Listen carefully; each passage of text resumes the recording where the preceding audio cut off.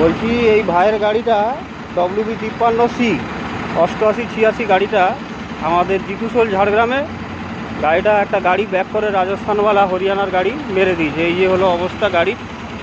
যাই হোক আমাদের সংগঠন থেকে এই ভাইকে যতটা পারা গেছে মানে ব্যবস্থা করে দেওয়া হয়েছে গাড়িটা। তো এই ভাইয়ের মুখ থেকে একটু শুনে নিন। বলছি আপনার গাড়িটা যে লেগেছিল মোটামুটি সংগঠন থেকে হেল্প পেয়েছেন তো? যা টাকা পয়সা যা মীমাংসা হয়েছিল ভাই পেয়েছে। এই বলে আমি আমার কথা শেষ করলাম।